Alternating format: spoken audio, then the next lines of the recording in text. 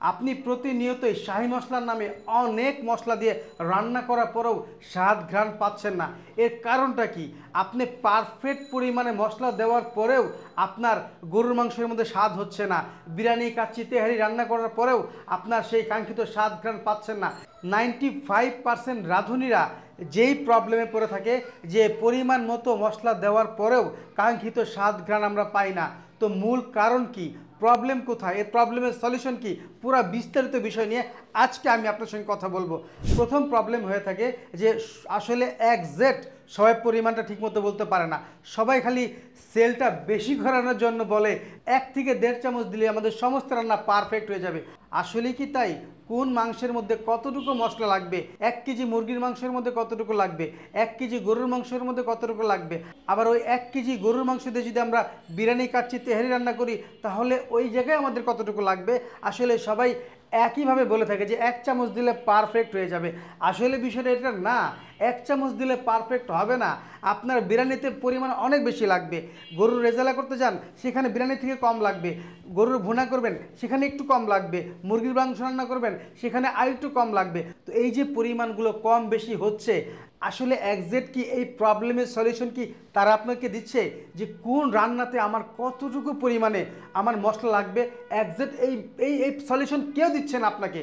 তো এই কারণেই 95% যারা রাঁধুনি আপনারা নিয়মিত রান্না করেন, এই রান্না করতে যে আপনারা বিভিন্ন প্রবলেমে পড়েন। কেননা এই একজ্যাক্ট আপনাদের মশলার পরিমাণটা না জানার কারণে রান্নার স্বাদ হয় না, ঘ্রাণ হয় না। সে এত টাকা দিয়ে মাংস কেনার পরেও, এত টাকা দিয়ে মশলা কেনার পরেও আপনারা সেই কাঙ্ক্ষিত স্বাদ ঘ্রাণ পান না। তো দ্বিতীয় যে বিষয়টা হচ্ছে যে মশলার পারফেক্ট কম্বিনেশন। এই পারফেক্ট কম্বিনেশন আসলে সবাই মেনটেন করতে পারে না। তো আসলে যখন এই শাহী মাংসের মশলাটা তৈরি করা হয় আর এই জায়গায় যখন একদম একজ্যাক্ট মশলাগুলো দেওয়া হয় তো এর প্রাইসটা অনেকটা হাই হয়ে যায়। তো মার্কেটে যারা নতুন নতুন বিজনেসে আসে আর বিজনেস করতে যায়, যখন তারা রেটের কম্পিটিশনে চলে যায় আর সেই জায়গা থেকে তারা কি করে কম দামি ইনগ্রেডিয়েন্টস এই শাহী মাংসের মশলার মধ্যে মিশিয়ে তারা শাহী মাংসের মশলাটা তৈরি করে।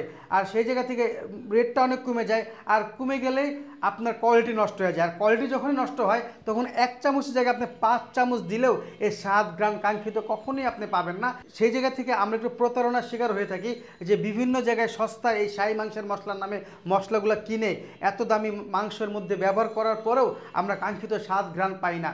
তো এই জায়গা থেকে এর প্রবলেমের সলিউশন হচ্ছে যে আপনি যেখান থেকে মশলাগুলো কিনে থাকুন না কেন সেই জায়গাটা একদম নির্ভরযোগ্য হতে হবে যে তারা আসলে 1-2 দিনের জন্য বিজনেস করতেছে না, তাদের বিজনেস পলিসি অনেক দীর্ঘদিনের এবং তাদের প্রত্যেকটা মশলা আপনি আলাদা আলাদাভাবে ব্যবহার করেছেন এবং করে আপনি নিজে স্যাটিসফাই।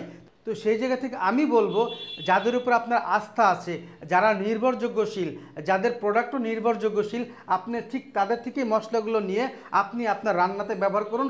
অবশ্যই সে কাঙ্ক্ষিত স্বাদ ঘ্রাণ অবশ্যই পাবেন।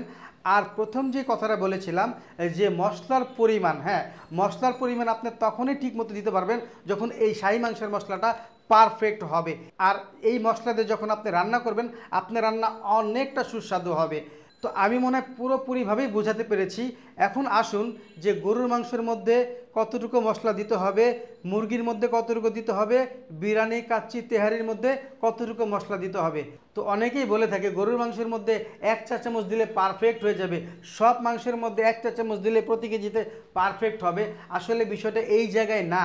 আপনি যখন গরুর মাংস রান্না করেন, গরুর মাংসের ক্ষেত্রে 1.5 থেকে 2 চামচ শাহী মাংসের মশলা এই মাংসের মধ্যে দিতে হবে। আর যদি আপনি বিরিয়ানি, কাচ্চি, তেহারি করুন সেই জায়গা থেকে 3-4 চামচ দিলে পারফেক্ট হয়ে যাবে। যারা মশলা একটু বেশি পছন্দ করেন 3.5-4 চামচ দিলে একদম পারফেক্ট হয়ে যাবে। আর সেই মাপটা হচ্ছে গেলো যে 4 যে টেবিল চা চামচ আছে সেই চামচের 1 চামচ কিংবা 3 চামচ। হ্যাঁ, এটা হচ্ছে গেলো মাংস ভুনা এবং বিরিয়ানি, কাচ্চি, তেহারির ক্ষেত্রে।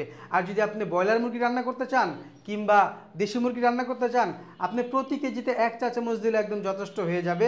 তো বিরিয়ানির ক্ষেত্রে একটু বেশি লাগবে। আর যদি শুধু রেজালা কিংবা আপনি রোস্ট কিংবা এরকম গরুর মাংস, মুরগির মাংস রান্না করেন তার থেকে পরিমাণে একটু কম লাগবে। তো আপনি যদি এইভাবে রান্নাগুলো সম্পূর্ণ করেন তো আপনার রান্না পারফেক্ট হবে। আর লাস্টে আমার যে পরামর্শ যে আপনি যেখান থেকে মশলাগুলো কিনে থাকুন না কেন সেই জায়গাটা একদম নির্ভরযোগ্য হতে হবে।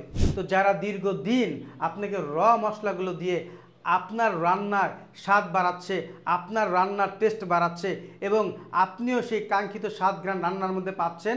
তো তাদের থেকে আপনি প্রতিনিয়তই ওই মশলাগুলো নেন যেই মশলা আপনার প্রতিদিনের রান্নার সঙ্গী হয়ে থাকে। তো এটাই আমার পরামর্শ। তো সবাই ভালো খান, সুস্থ থাকুন, রিজিক মশলা ঘরের সঙ্গে থাকুন। আসসালাম।